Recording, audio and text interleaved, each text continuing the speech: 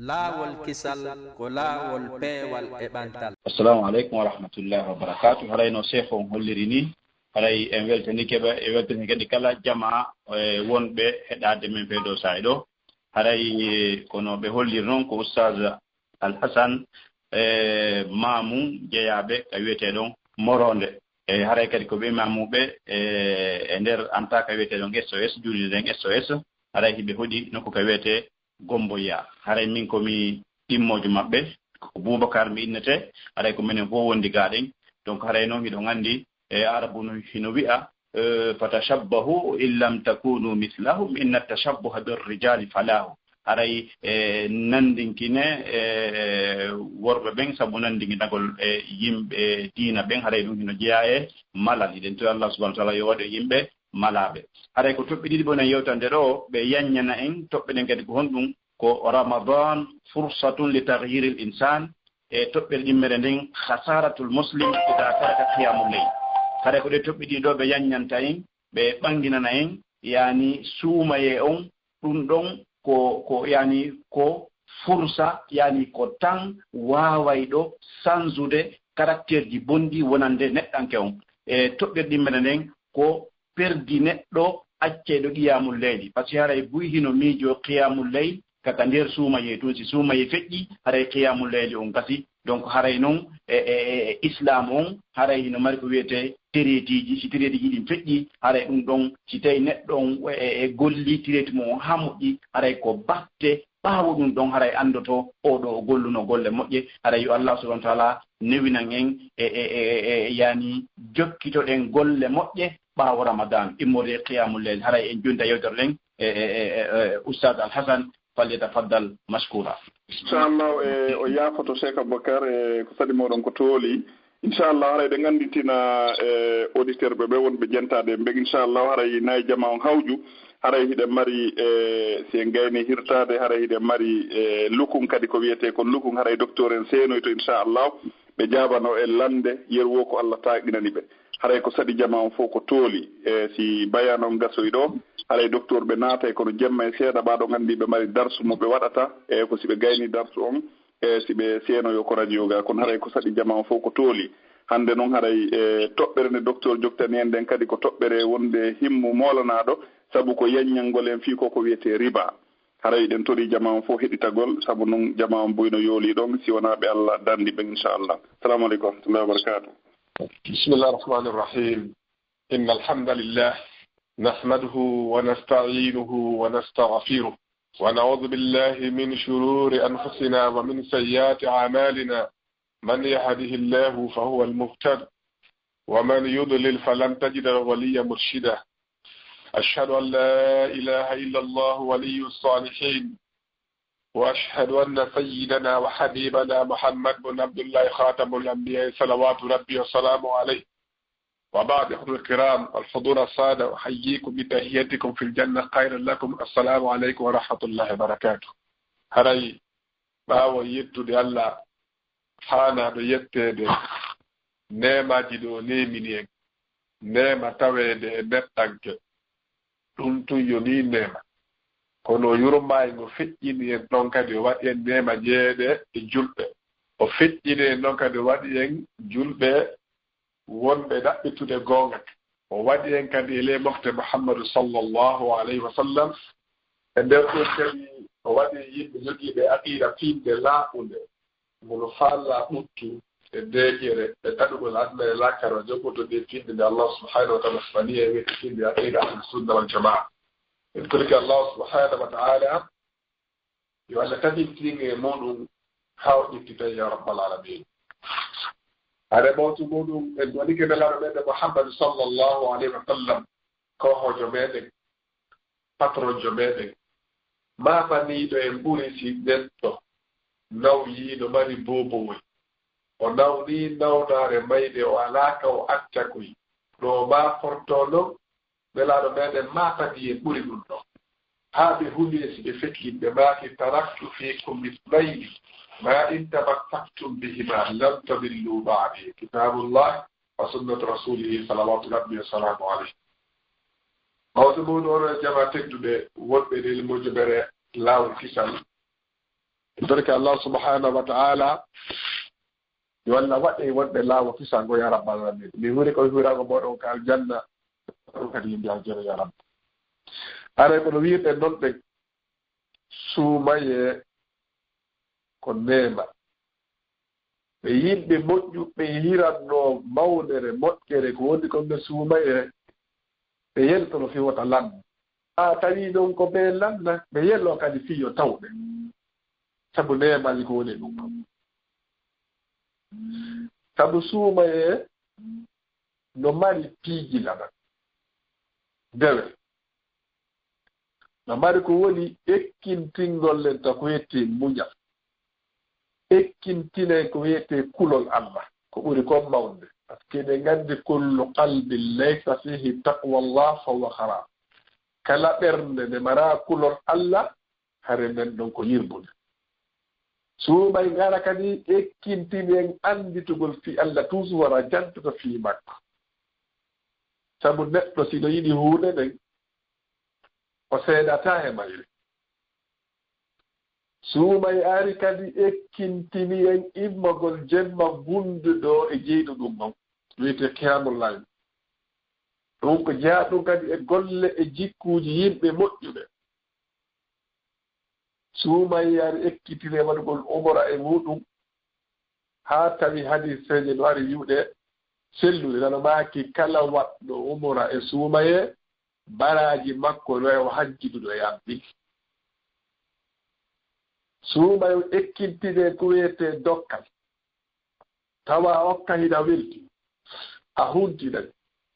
ko maaka on kadi ñaamete tawa a fiitina sunaaki ko wan noon kadi suumayo ekkintine tokkugol en ɓan piiwu mawnuku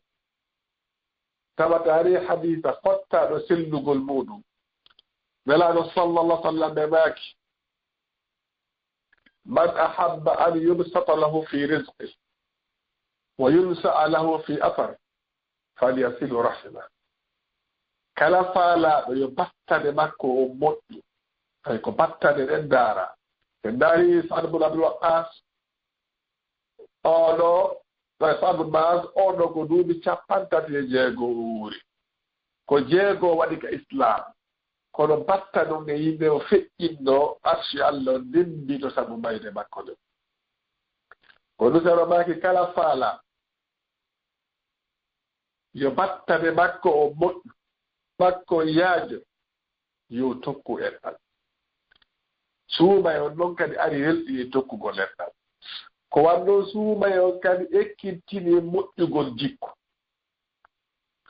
o jikkuuji moƴƴi yenneɗa a yottotaako a yennata jee kum ma kun taway kun jooɗi a kutotaako goɗɗo o jetta kum taway ka welti ɗum ko jeyaaɗum e jikkuuji moƴƴi ko rusulo wii kunu linnasi ka shajara yarmunaha bilhajari wa tarmihim bisamari haray wayrane yimɓe ɓen wano leggal rimaygal fayɓe ɓen ƴetta kaaƴe fiɗagal nga ƴetta ñaamete maggawol ngal jonna yimɓe ɓen ɗum ko jikku moƴƴo ɗon ko ɗum no kadi suuma e ekkintine mum o ekkintine hulugol Allah e gunɗo ko ɗum so wi hadisa o man sama ramadana imanan wa ihtisaban gofira lahu ma taqaddam min dhanbi o ekkintine kadi newanagol ɓiɓɓe ɓen ka suudu newano ɓeygure muɗum ɓen haa yaha ñande julde tawa holtineɓe a weltinen o ekkintine ko wiyete tañƴinaare joddi ka Allah o ekkintine ko wiyete wullugol weddoɗa Allah yono ni jikkuuji ɗo sappo suuma e an ekkintineege muɗum relɗineege muɗum holle nafa e muɗum en sañdaji peccin peccum ara ɗum honndu woni daldireemo i jeɓa gootal ɓeyɓe ƴettata tum sabu tangon kana peccum ɗin monku résumé nafa ɗe golle ɗo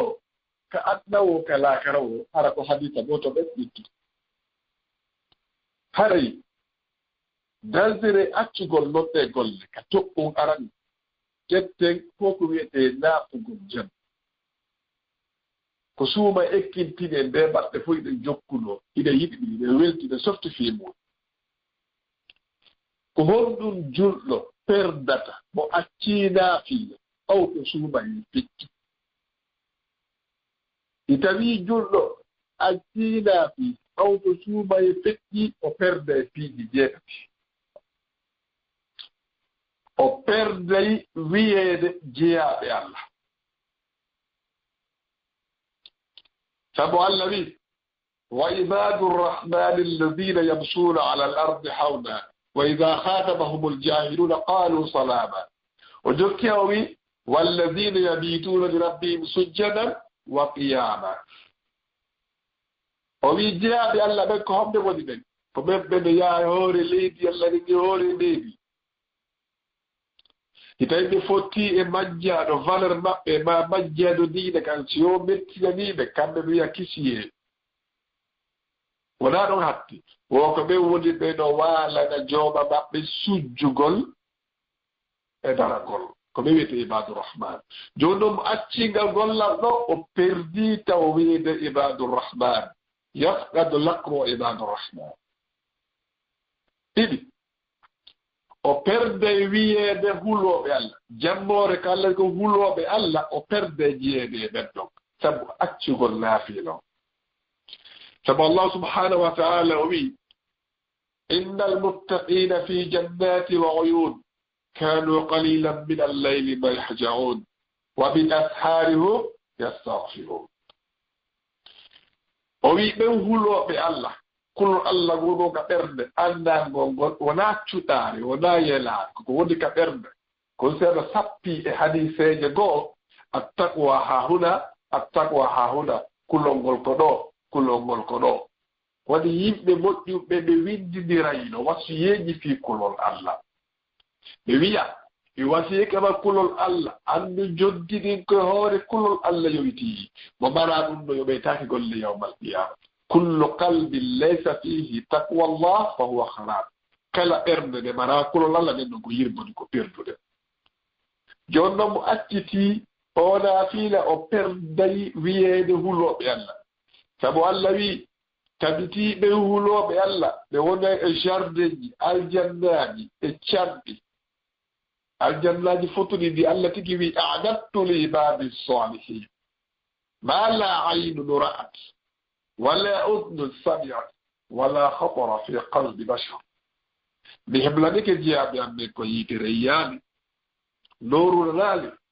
برنو برن ميجاكي أنك هونتو الجنو هاتي ومي جنگ كلا كفان بجنبولي wonki wawata andude konto hattiri hondu buubu ɓernde ko ni fonanaka Allah waɗa ɓe ya rabbal alamin o wi enno wiyeteɓe hulooɓe Allah fanɗi e nder jemma ko ɓe ɗaanoto daarede ɗo Allah seforiɓe ɗo fanɗi e nder jemma ko ɓe ɗaanoto ka wendoji ɓe yinsino daare a sikkay ko ɓe waali konnaafude a sikkay koye bonnere ɓe woni hakke kamɓe ko ɓe toppitino e dewal Allah subhanahu wa ta'ala kono so wiɓe wa qalilum min al-layli ma yahja'un وإني ومن أسحارهم يستغفرون كما لونتني تمند أنتي بردي جمد ينكنني بالله جوبر أبي حكيم أنتي بردي نندم تبع الله سبحانه وتعالى وي أمن هو قانت آناء الليل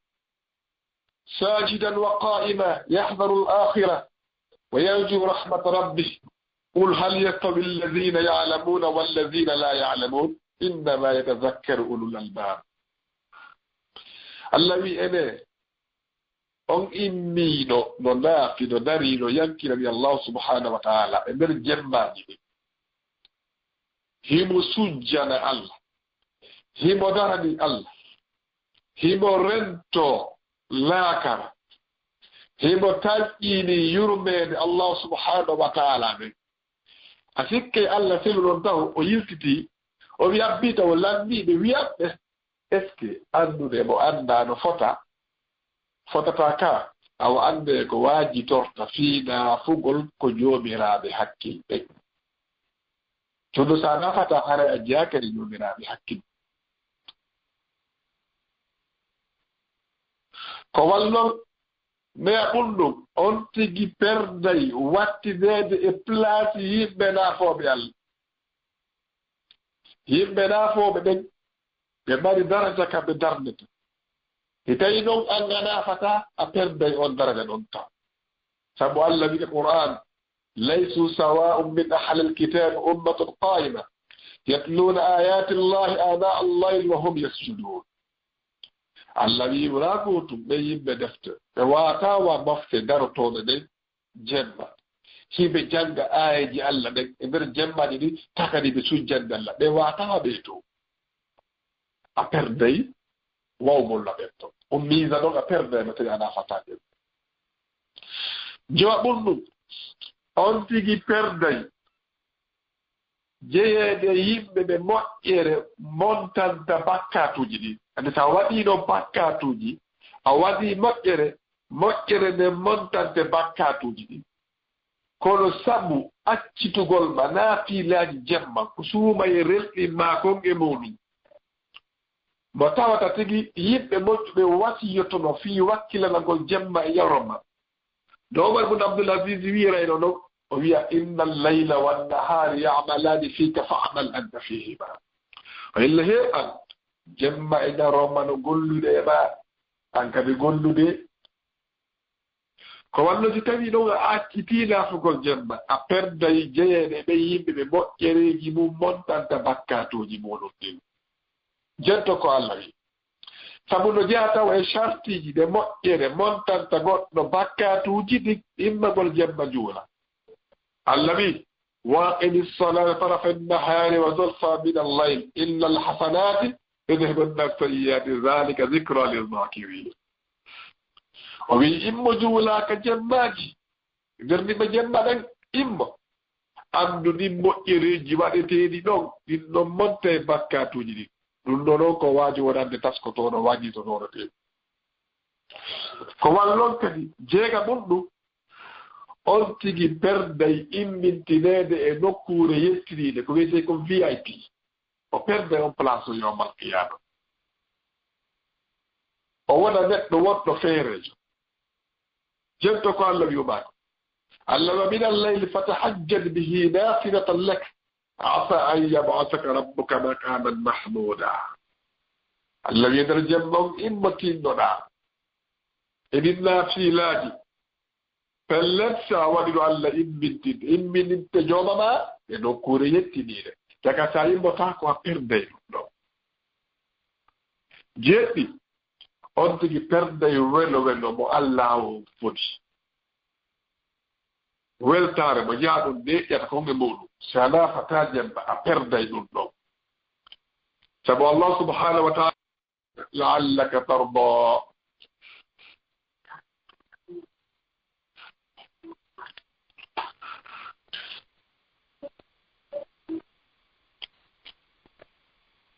haray on tigi perde ko wiyete fodore Allah subhanahu wa ta'ala fodi jeyaɓe makko ɓe welo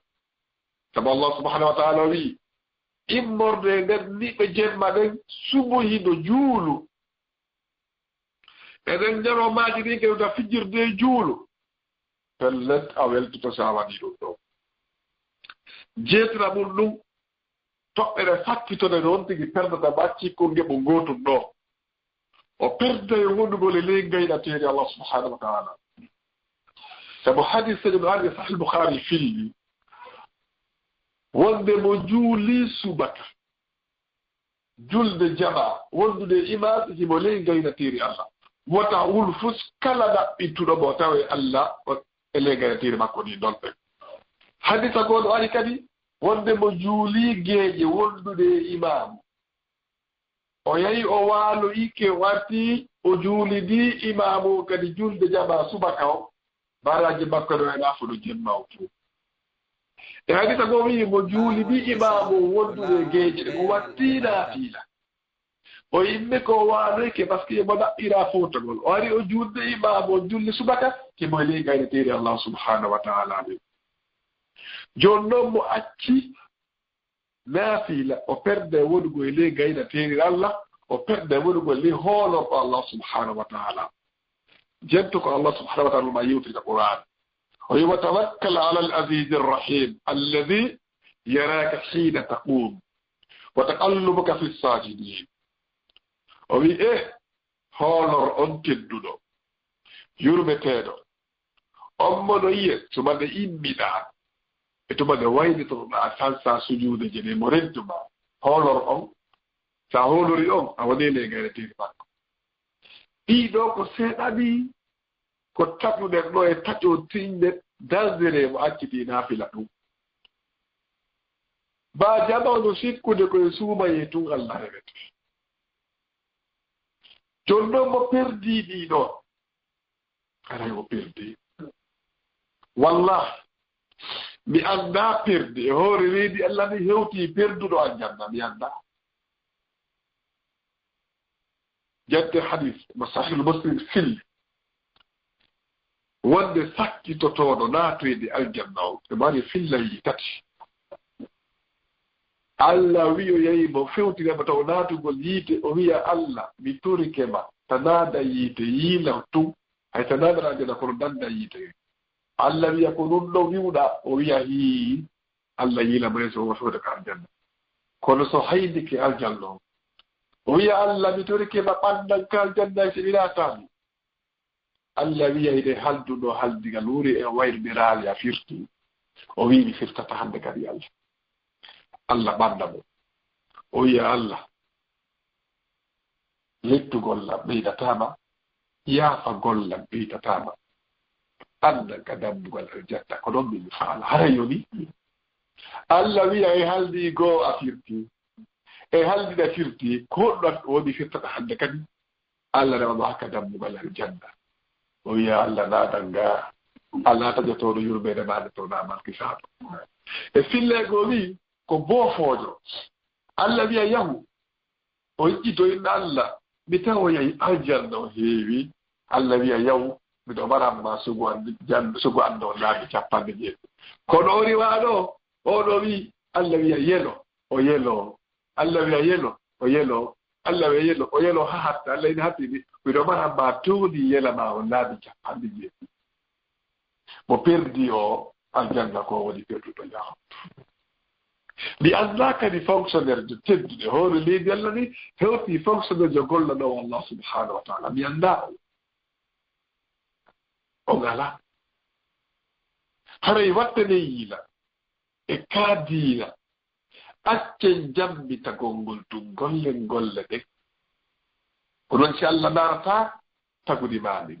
o narata mbaabi maɗin ko ɓernde nden o narata hadi selluɗo inna allah la yanduro ala suwarikum wa ajsamikum walakin yanzur ala qulubikum aw fi qulubikum aw kama qala rasul sallallahu alayhi wa sallam haray mo jaɓa qumil layla walaw rak'atayn immo naafa jamma haysi ko ɓeru darɗe ɗiɗi yaddi mi toke allah subhanahu wa taala yo allah wallito en jantago fii makko yo allah waɗe yimɓe jarnoɓe mo yo allah waɗe yimɓe moƴƴinoɓe dewe ɗen haray o dewa wona sama kala ko ɗum waɗi rento ɗen e aduna ɗo ya toɓɓe ɗimme nden mbiɗo rentinɗen e aduna addawni bonnande en ɗo aduna wallahi ko galle landugol wona galle feppodiral a sellata ton a nawnayi a heɓata ton a ɓerdayi a yeɓɓata ton a nawyayi a weltata ton a sunoto jaka woni wona galle feppodiral isa alayhi salam waɗe misanti aduna o wi ñande goo hayɗiɗo sonnajo no yaha labaɗo forme wujjuɗo o iwtiri ɓaawo makko waajagol o sonnajo ɓaawo hewtike mo o wi yo feƴƴitomo taw o turna noon o ara ɓe fotta o waajomo sonnajo yeƴƴiti naaru o ko omo woni ɓaawo makko o fondi annabi isa alayhi salam tawi ñiije dowdoje ɗo saafi yari ka uddu ñiije leyleje ɗo saafi yari ka tiide annabi isa alayhi salam ɓe ngalɗi ɓe maaki sonnajo hida hucci hida lafa hida fewtida wewa jinnamin sonnajo wi hida hanndi ko hombo wonimmi min o wi o oye o wi ko min woni aduna si aɗa jokkude a sikkay koko kelɗi jokkuɗa ko tuma nanguɗa ma nanguma anda a nangi mere ma mere nangima allahu akbar halay rentede ngo adna nonen adna jarrabuye adna mo tawata ɓuttu ala e makko wallahi hadihi dunya wallahi o adna ɗo ko jasere aɗa maki perdi yaggiɗo fi aduna perdi yaggiɗo fi reddum perdi yaggiɗo fi jonkitum perdi yaggiɗo fi awratum ko ruwaɗi wattani la moƴƴano e rentagol yiɗi aduna aduna ko woni ga ko nawnaare e ronkere e jarrabuyeji e mayde tigi a waɗataga a jarri maga joni ɗo wata accitu wurɓande fi sirɓande wata accitu ɗi moƴƴireji maɗa fi adnanoɓe adna ko fus haray ko ɗum ɗo mari wasiye telema ɗo toɓɓere ɗimmere ɓe ɗi moƴƴereji ɗi waɗɓe immorde e naafiina e jantagol inde Allah tawata ɗum no mari baraji ɓeɗo maki sabaqal mufarriduna qila man ya rasulullah qala adh-dhakiruna Allah kathiran wadh-dhakirat aɗa maki wedditiɗo adike natugo aljanna weddito adike natugo aljanna wedditiɗo adike natugo aljanna sahabaɓe wi ko hombo woni on aɗa maki ko neɗɗo jantotoɗo inde Allah ko ɗuuɗi gorko won debbo o ɗiɗo o naafila o umra o sadaka o tokkugol ennan o moƴƴugol jikku o kuloye o newgol hakkude ɓe wure mum o taƴƴinaare ho wullugol nde wullande ɗiɗo fof nafaji majji daare hadisa goto mo nelaɗo sallllahu alayhi wa sallam yewti e fimulu hadisa mo abi samaka radallahu anhu o finni ومن خرج علينا رسول الله صلى الله عليه وسلم ونحن في صفة بالمدينة فقال إني رأيت البارحة عجبا رأيت رجلا من أمتي أتاه ملك الموت ليقبض روحه فجاءه بره بوالديه فرد ملك الموت عنه فقلت sahabaje o nelaɗo sallallah sallam yo Allah weltano kala weltaniɗo ɓe sahabaɓe yo Allah huɗu kala hunɗo ɓe kala oɗo wi'i ñalde go nelaɗo yaltitiyaɓe terminal badlin leɗo ɓaaki hanki mi hollama kaawe eɗo ɓaaki kaawe jente kaawe ɗiɗi eɗo ɓaaki mi hollama neɗɗo goto e mofte an tawi lajal makko ngal hewti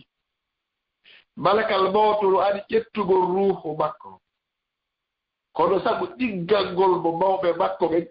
diggande mawɓe ɓen ari rutti malakal mawto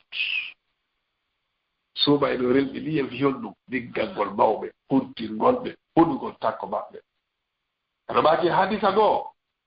la'ana allahu man la'ana walidayhi allahu ni kala huɗuɗo mawɓe Allah hodi kala huduɗo mawɗo yenda mawɗo goɗɗo hankadi yendana mawɗo ma Allah hoɗima haɗa koye reppe ɗiɗo naare ɗiggal ngol mawɓe ɗo ari rutti malakal mawt o wi mi leɗɗo goto e maftoyan ɗen tawi cheytanuji ɗi huuɓitimo fa ja'ahu dhicrullahi fa farra shayatina anhu ko waɗato askariji ɗin ko jeddoto ko fi Allah ɗiɗo ari riiwini dogini cheytaniji e makko oɗani cheytanuji naare ɓural zicrullah o suuma e resɗini e muɗum hay saɗa huntade ko wolata sa gayni huntade ko wolata si façon ɗi fof o wi kadi mbi gooto e mofte am ɓen tawi malakatul azaba o huuɓitiimo kono julde makko nden ari suutimo juuɗe malaikaɓe ɓen sabu julde nden suuma e resɗini ngo juulugol ndeno mawni aɗo ɓakke hadisa selluɗo wono ko sahih muslim wonde premier ko hasboyte jeeɗo ñande yoma yiyama ko julde si ndeɗo moƴƴi piji luttuɗɗi moƴƴi si ndeɗo moni noon si julde yaafaka hay ka jihaadi honɗo nde yaafate yimtete ka dammude fi julde hiyo kolno si attaque man waɗi hana jillodiri ko honno juulirte o tawine julde fijirtake kono waɗi yimɓe moƴƴuɓe ɓen hakke ko ɓe yankino julde ibnu qayyim zawji ɗo addi issa neɗɗo gooto o wi ɓeeɗo hakke ko ɓe yankino fi julde ñande no wemo juulude ka juulirden fetti wonɓe ka marché ɓe nani ko juulirden fetti kom ɓe ari ɓe suutude gawnude ɗaɗo si aɗaali hoore goɗɗo tawi wono sujji nder ɗonɓe ma o salmini o landi kori jan ɓe wi juulirden fettiɗe yande anndani o wi wallahi min mi anndani no gundade allah subhanahu wa taala enen noyde juulirde yeeyo ko heɗo ɓaaki hade selluɗo yi goɗɗo no juula duuɓi 60 hara heɓaani darde hay wootade tan hosi o woni julle ɗen nde mbaɗa ko wiyete niya a anniiɗo fii mayre après ɗeytta anni on kadi ton ɗen hara ko hombo kadi anniyaɗaade juulde faɗa waɗa kadi ihlas o kadi ko hombo wonna juulande faɗa ko allah subahana waɗa ɗum ɗo niya ihlas o so yiltike ka yimɓe moƴƴuɓe gonɗo ɓe yankinerno fi julde a daarine julde men ɗo a tawi si tameɗo dandire yamal ina allah yurɓawi par ce que naaru o ɗo malaikatul azabu huɓitimo kono ɓawimo julde nde nelaɓe amirnone sallu kabara aytumuni usalli julde nden ari suutimo e julde malaikatul azabu daro maki mi gooto e mafti hamɓe himo la'a sabu ɗonka tuma kala o ɓaɗi wewnu ɗum moniyama turiha o raɓe o buge fa jaahu qiyamu ramadan fa aftahu wa rawahu laafila makko ngari nangimo yarnimo haa o ɗonniti tare ɓure wallah so daari no wonirɗen ne julɓe ɗon addunoɓe ɓen tawi no yurmi min lomiɗo anndi hoore an min kadi won ɗo nomi loyiri noon ɓen wallah mi turka allah subhanahu wa taala yo allah surra hoore leydi ndin leydi ndin e jaɓe leydi weɓta par ce que wonaami konnguɗi naarete ko sano mbaɗa woluno sano mbaɗa woluɗenɗi taqulina qawla zahidi wa ta'malina amla almunafiqin wa ma dhalika aljanna tatlubina an tadkhuliha hayhata liljannati qawmun wa ya'maluna ghayra al-ahmad hina wona konnguɗi ruuɗiɓe hina kolla yimɓe nafikiɓe na fotta juuɗe allah naɗira aljanna to no mari ni woɗɗi aljanna no mari yimɓe naatoɓe to wonde gollude golle yimɓe aljanna ala golle ɗi juffuɗa inchallah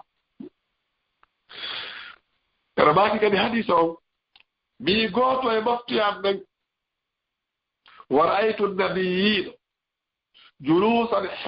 hilaqa kullama dana minhu boniya wa turiha mi gooto e moftiyam ɓen mi annaba ɓen no jooɗi kuruwol tuma kala o ɓatti kuruwol o raɓe o buge fa jaahu ghusluhu min aljanaba fa akhadha biyadi fa qadahu ila jambi lootagol makko longal ngal ari naggimo jugo joɗɗimo takko a minnelaɗo sallllahu alayhi wa sallam kandema ko yeltinen longal lootagol no haadata ɗon ɓen hemmiɗo yawiti ɗum ɗo certificat meɗe fota sa woli fi longal mbiya usagino jiiɓile sa woli fi keerol ɓeɗen sikkude ko bayana arde wona yellidiro daare aɗa maji hadisa o mi gooto e maftuyan nden tawi yeeso makko ko niwre ɓaawo makko ko niwre dow ko niwre ley ko niwre mi yii himo wembi e bernde diwre ɗo ɓen hajju makko e umra makko ari nangimo yittimo e nde diwre nani mo ka andora هاكو فيون حج وفيوني له ما يحج ماكي حديث الحج مبرور ليس له جزاء الا الجنه حج ولا بالمراجع بتاعك كونو كان ماكي العمره في رمضان تعمل حجه معي وعند عمره سوباي دو واي وحج دو يا من الله صلى الله عليه وسلم ناري بودي دو دي wonbe nder nibe laatala be tawti dow lewu nanu jamo wondo nibbiti himo wembi o anda ko toni dido di yari yaltinde mo ron nadi mo ka ndora ko wallon kadi daro naki hadith o karbi jokki wi ni goto baftu yande tahibo pottade guledi jahannama ninge bode jahannam yani ko yete jahannam hadith do ari ko no cheikh mohammed nafil al-baris mo le mo loyini mo o wi وعليكم السلام ورحمة الله بسم الله الرحمن الرحيم إن الحمد لله نحمده ونستعينه ونستغفره ونعوذ بالله من شرور أنفسنا ومن سيئات أعمالنا من يهد الله فهو المهتدي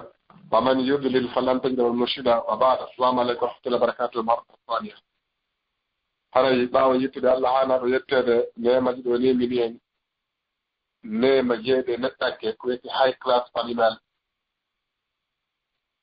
يتي الله سبحانه وتعالى يدين نعمة يدرك الله سبحانه وتعالى يبين النعمة دي هاي كونوير بن نوتن اور سوما يبن golle di majji wonten toppitaabe en ha joni ko soddande hadisa goto wonte e muɗum moftuɗo ɓe golle moƴƴe golle hittude ɓe nelaɗo meɗen sallallahu alaihi wa sallam ɓangina ni sabu nelaɓe faaraka goto e moftuɗe e yaayi laki kullu ummati yadkhuluna aljanna illa man aba qila wa man ya'ba ya rasulallah قال من أطاني دخل الجنة ومن أصاني فهو أبى وفي رواية فقد أبى أرماك مفتن فبنا دال جلس له صليدو قال من جينا بنا يا رب العالمين هري أيوتي في قرال توكو قولنا من حديثه أيوتي في قرال ناف قنقل أيوتي في قرال جانتا قولين دالنغو e yewti fi ɓural wiyete lootagol longal e yewti fi ɓural hajju e umra hide naatande kadi ɓural hikkigal ngal ɗon no yaada sotollah naaki hadisa on ɗon mi yii gooto e moftoyande himo rentaade daɗugol bone yiite jahannam fiwoto yenton ɗen himo fokkiti yadugol ka jahannam tu arimo ko wiyete sadaka makko mo ittayno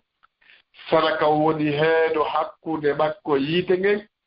sadaka woni ɗowdiyoore makko dande mo nabdugol yiite ko ɗum ɗo suumayi relɗini fi ittugol sadaka ko yermaki hadisa goo alyadul ulya hayrun min yadi sufla jungo okkay ngono ɓuri jungo jaɓaygo ngon ko ɗum waɗi nanaɗo sallllahu alayhi wa sallam ɓe relɗini ittugol sadaka nene aysa ko ɓe jammano ko ummotin nene parfait hakke ko ɓe okkayno si ɓe faalama okkude ɓe waɗayno ko ɓe okkayno comme parfait si ɓe jonna on tigi haa ɓe landa ko fi honɗum bon par ce que ko woni ko okkude koye juuɗe allah hewtata si hewta mo ɗon okkude on hakke ko fi okkugol ngol mawni ndaare ka jahiliyan ka ko arabuɓe no waɗayno gollum Qur'anon irriti fi makko kono ɗum ɓe okkayno ɓe yarayno beere ɓe okka ɓe sula fiyo ɓe okku ɓe zuwa dam fiɓe muɗi ɓe okka Qur'ano hade irriti fi mum yasalunaka il hamru wal maysa qul fihima ismun kabir wa manafi'u linnas ay wo manafi'u ɗum ko faana ɗon ko ɓe yarayno komɓe okka nafa wonaniɓe ɓen kono ko ismuhuma akbar min nafihima ndare Qur'ano irriti moƴƴere ɓe yarayno fiyo ɓe okku ɓe zuwa e daaru fiɓe muuri fiyo ɓe okku hakke ko dokkal ngal mawɗo ɗo enen noon jooni wallahi urbi ko ɗum waɗi neɗɗo gooto ɗo siivamo o inni yimɓe tato mala nafa wo mbuuɗi so woni e juuɗe guddo nafa alaa ɗon si kaata woni juuɗe hulɗo reedu nafaala ɗo si karabal woni juuɗe nafigiijo nafaala ɗo ɗiɗo mala nafa o yin noon sadaka on ari waɗi heedo hakkude makko yiite gen sadaka o woni ɗowdi hoore makko o wii enen hadisa o mi yii gooto e moftiyande tarimo yewtudude julɓe ɓe julɓe alaamo jaaɓaade o ra'aytu rajulan min ummati yukallimu almu'minun wala yukallimuna himo yewtida e maɓɓe kono ɓe alaamo jaaɓaade fa ja'atuhu silatuhu li rahimihi fa qalat ya ma'ashara almu'minin innahu kana wasulan li rahmihi fa kallimuhu tokkere en nan ngari wi kono yo jama tental julɓe ande oɗo ko tokkayinoɗo en ɗan heewɗo tokkuno en ɗan jaabeeno après julɓe ɓe jaabino gara makki mi wallano ɗum ɗo ya allah taare tokkere en nan no mawniri ko ɗum si jango ka hadden fuɗɗo rew man ahabba an yunsafa lahu fi rizqi wa yunsa'a lahu fi afani falyasilu rahima o en ɗan wona sama kala tentini woɓɓe ko jarribete mum si a heɓi e hakkunde siɓɓe ma ɓe heɓaɓe hara ɓe kosdirimma piiwo feere mum so yehi ka maɓɓe ñande o ɓeyda ko jalugol ɓe si a ala yawde ɓeyda ko mawlitiraare kono an tokku tungen ɗamma ko ɗum yamiraɗa ya tokku en ɗam ndaro maake hadisa on kadi mi yii gooto e moftoyande tawi zabani a male kaɓɓe gari huuɓitiimo tum arino ko yamirayno konko moƴƴi e ko haɗayno konko boni ɗum suutimo hakkude zabani e malaikaɓe yeynanimo hakkude malaikatu rahma o yamirgol ko moƴƴi kono noon ara ya anndi koko moƴƴi si yamira ko moƴƴi o nayo hokkutu hara anndi ɗum ko boni accitaaɗo waɗɗaama si haɗa ko boni koko nayi a hokkutu na wonɗo waade wonde o wii mi gooto e moftiyanɗen ono jiccori koppi makko ɗi hakkude makko e allah heeduno ɗon tum jikku moƴƴo mo jogii on oɗo ari nangi mo juuɗe ɓeɗmo ko allah subhanahu wa taala o jikku moƴƴo ko ɗum waɗi ɓe wi wayrane yimɓe ɓen wano nene boobo e boobo mum naare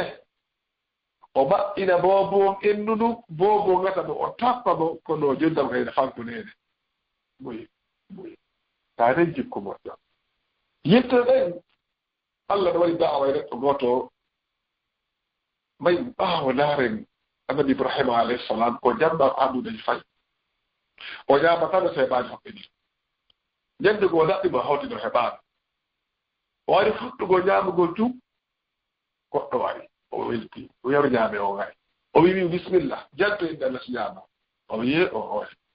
annabi ibrahima o yimmo mi ñaamiramo jantaɓeñal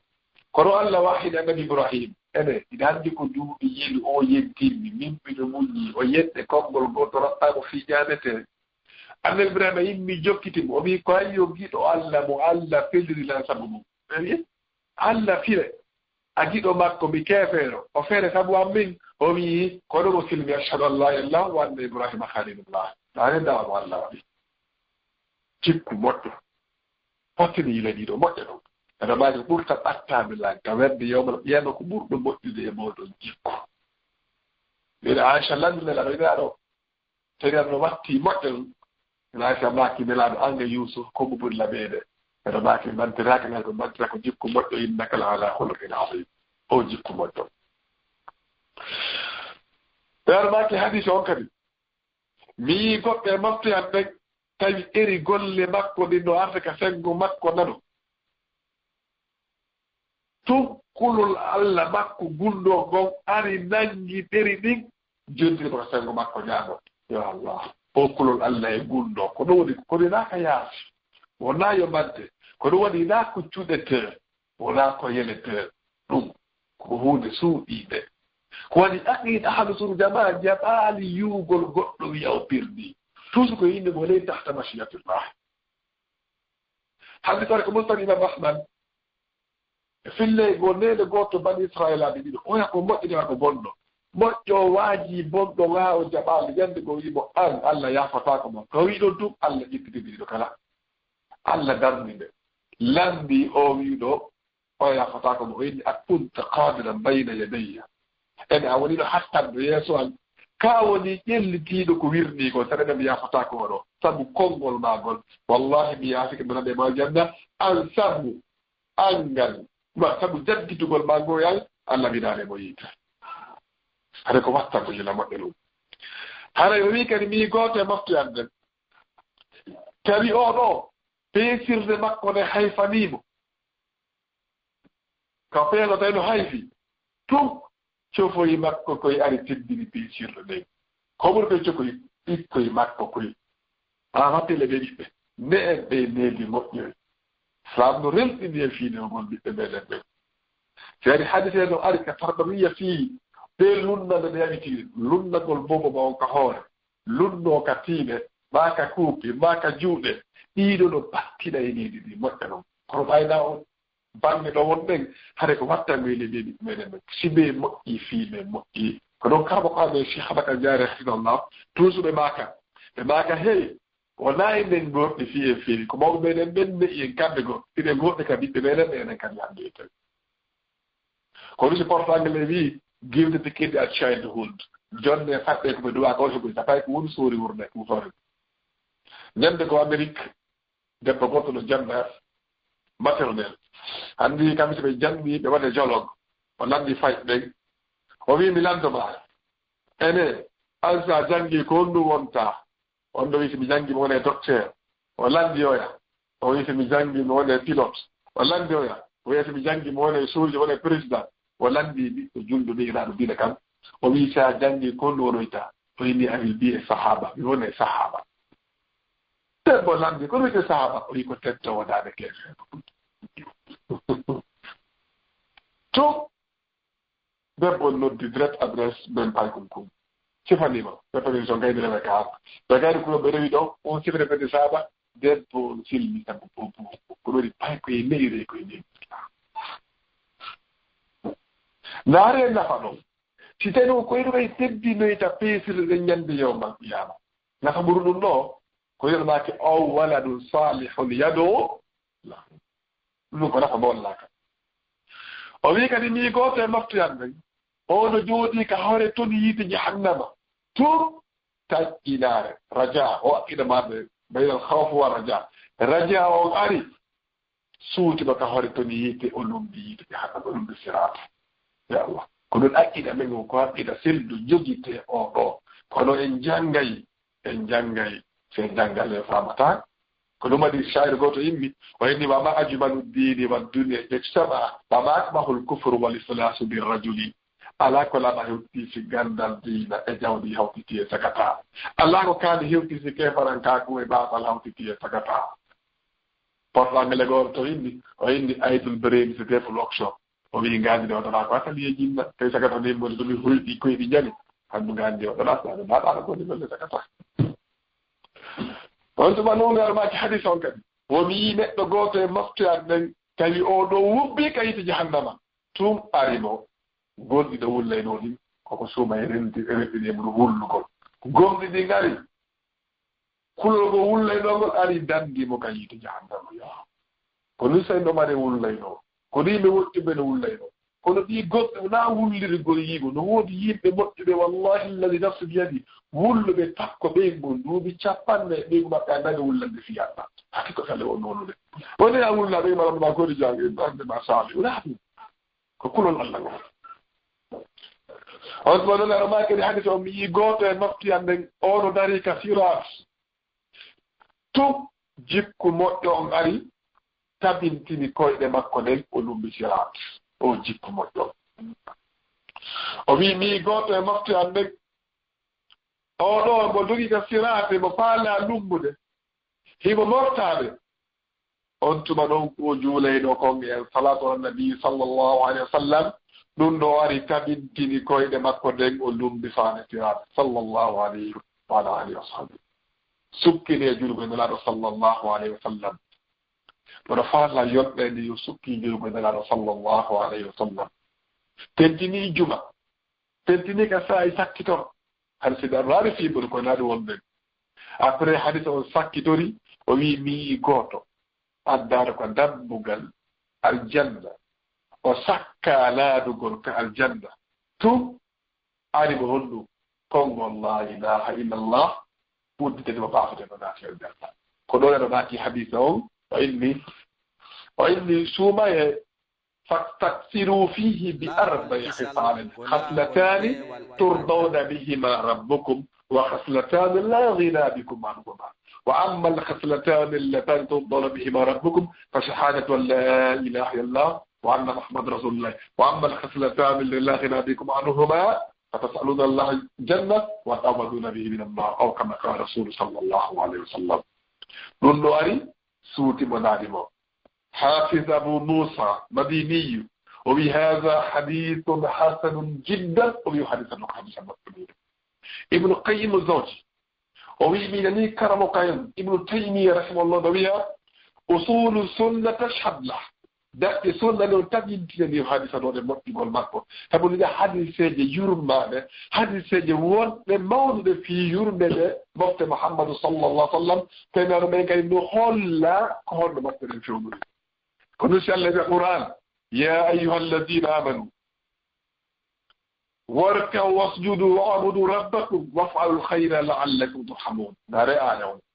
المفتي حديث ابن خط الذي يقول يبين بالكم رجع سجع دومي رتقول سجع رمي جوما بودو ويقول لي مؤجري جديد بلا جوما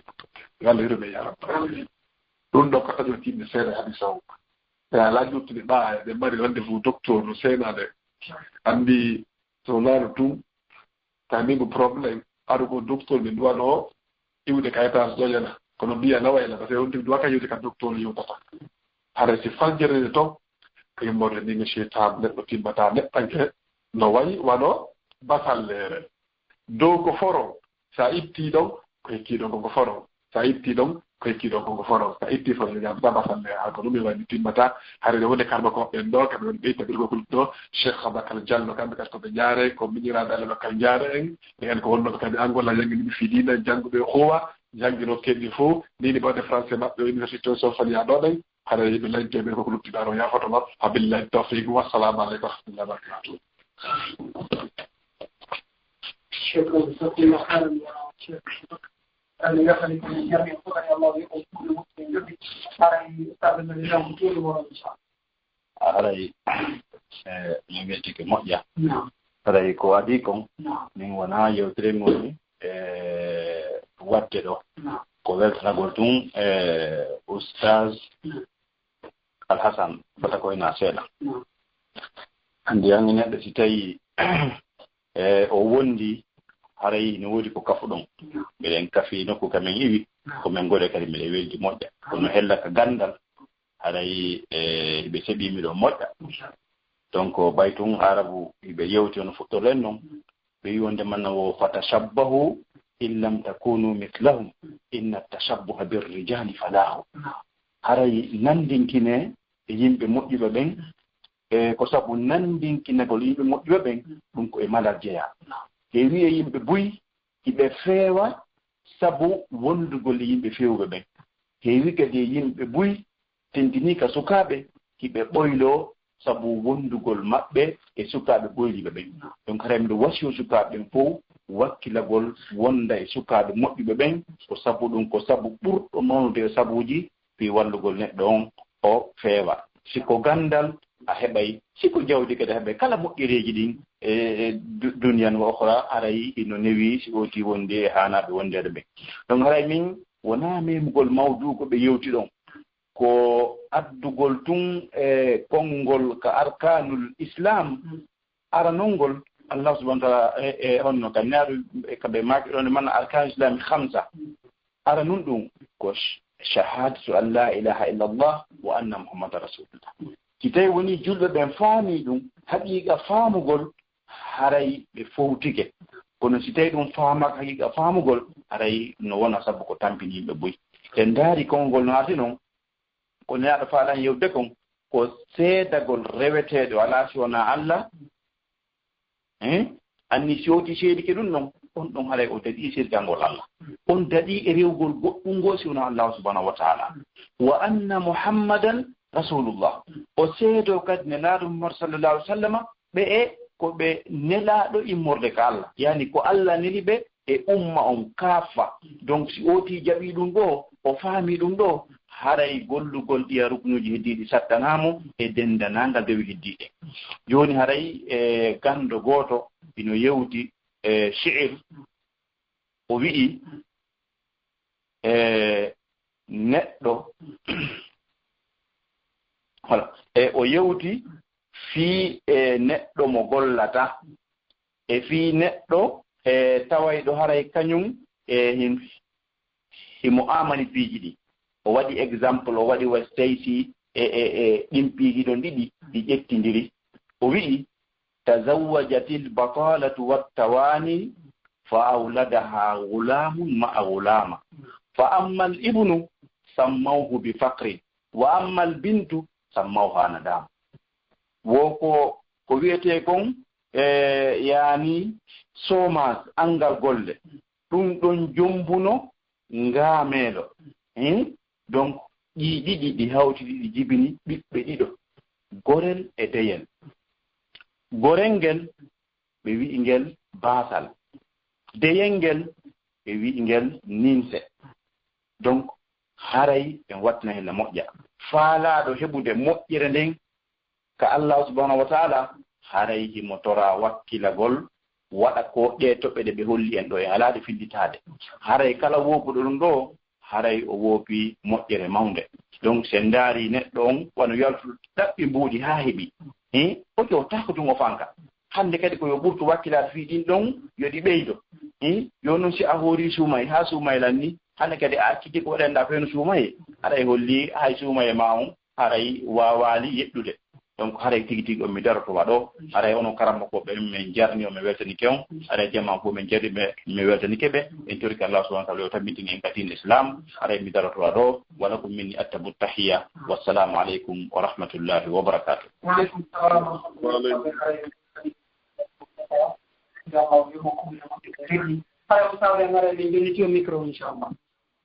Allah haray Cheikh Julde on jarama haray wa aleykum assalam wa rahmatullahi wa barakatuh Cheikh Alassane Cheikh Aboubacar e ha hewta auditeur ɓe wonɓe hettade ɓen fof haray on fof on jarama haray yo Allah nan ɗo waɗa gon ɗum ɗo joddi muɗum ndin ko misal mon hasanati yawma la yanfa'u malu wala banun illa man atallaha bi qalbin salim warna yimɓe jenti ɓen fof kadi ɓen ɓe Allah mantifi muɗum ko deftere muɗum o wi si ɓe nani konngol ɓe ƴette ɓe gollitira haro waɗare nge ɓen ɓe o kambi fi muɗum o wi si ɓe nani fi makko no jante ɓe watta e kolli juuɗe maɓɓe ɗin ko noppi maɓɓe ɓe huccita ɓe wiya qala satirul awwalin haray tigi tigi on haray hiɗe wasiyo enen wonɓe janngude ɓen ɓattagol karmakoɓe ɓen kadi ɓeeɗa janngugol haray nafa heɓoto inchallahu haray ko wawata ittugol ndeɗo majjere e itta ngal ɗo basal e jiya ɗon ko wakkilagol ngol jannga haray hiɗe wasiyo kadi e karmakoɓe ɓen kadi ɗuɗɗingol windalngol en e defte harana waɗugol tu yewtereji waɗana en kadi e mandeji ko defte hiɗe gandi so yi ha joni oɗo l'islam hiɗe gerdude makko ko tawde haray woɓɓe joni no ɓe waɗane ɗum ɗo e mandeji haray ɗen toro jama on e wonɓe heɗitade ɓen karmakoɓe ɓen ma wonɓe janngude takko maɓɓe ma kamɓe karmakoɓe ɓen tigui ɗuɗɗingol windalngol en kadi e saabu noon haray ɗe gandi e kiiɗo wonki wona e juuɗe hay goto woni haray no Allah yewtiren noon wa ma tadri nafsun maza tahsibu hada wa ma tadri nafsun be yardinta mawt haray nafa karamakoɓe ɓen ko so tawi ɓe waɗi batte ɗen kadi ɓuyi kadi ɓe waɗa ɗum ɗon ko defte haray jama on waway wallitoroyade ɗum ɗo mbawa maɓɓe yo Allah hulan ɗo lontinan en e sifa ɗum ɗon kadi e leñol meɗen ngol hara koko ɗuuɗi inchallahu haray on weltanama eɗen ganditina jama o fof docteur en seento joni kadi inchallah haray hiɗe wondi e maɓɓe ɗo ɗen ɓe seenoy to haray oustage en men accita on mbaara e jonde men juuti haray ko saɗi moɗon ko tooli sowno kala e saa e kala ko radio rawol kisal e ko e golleji ɗi fof haray ko saɗi moɗon haray jama on fof weltanike on jarni on e batte ndeɗo yewtere labande haray Cheikh Julde on kadi ɗo weltana yo Allah weltano batte kiiɗo yangi moɗon o arsike en fof natugol aljanna o hawduyange nelaɗo sallallahu alih w sallam e aljanna goto ɓa Allah arsikade e wurdugol e maɓɓe ko aduna ɗo yo Allah arsiko e wurdugol e maɓɓe ko aljanna firdawsi laala wassalamu aleykum wa rahmatullahi wa barakatuh. وعليكم السلام ورحمة الله وبركاته. جرام فتاة بركة بيوتنا إن شاء الله. جزاكم الله خيرا. naam musidɓe julɓe tedduɓe haray hiɗe gandintina inchallahu docteur ɓe seenoy to joni haray ko ɗo ɗen ndeɗo jonde meɗen hatti enen e Cheikh Alassane ɗo inchallahu haray en heɓoyte ɗo kadi joni docteur e Saye Diarra ɗin ɗoɗen ko landule jababuyeji haray noon sono kala hiɗen andintina jama on haray application on ko radio o sanzanoma woɓɓe buyno landade ma ɓe adda message ji haray ko honno téléchargirte application on eɗen andintina téléchargement on ko goto si en seenike kadi ko page meɗe YouTube o wawa yiide toon vidéo on haray Cheikh Oumar Diallo no waɗani en toon vidéo on haray kadi son seenike ko duuɗe meɗen ɗiɗi ko lawol kisal sonnaɓe hisuɓe ma ko lawol kisal duhiɓe hisuɓe o wawa yiide toon ɗen vidéo on inchallahu haray ko application on ko goto ko woni tum ɓe waɗimo update ɗum woni herintingol mo ko ɗum ɗo waɗi haray buyno heɓude complication seeɗa e makko haray noon ɗen habbi docteur en ɗo seeɗa hiɗen andintina fi programme ji meɗe wowɗi ɗin kadi haray nayi jama o wedditore jama o fof hino weltana hino jarna inde équipe lawol kisalo ngon fof haray hiɗon jarna moƴƴa e batte ɗiɗo golleji e tambitagol ngal ɗo duɗal e duɗe goo kadi haray fof jama on fof hino weltana hino jarna fota wassalamu aleykum wa rahmatullahi wa barakatuhu. Laawol kisal ko laawol peewal e ɓantal.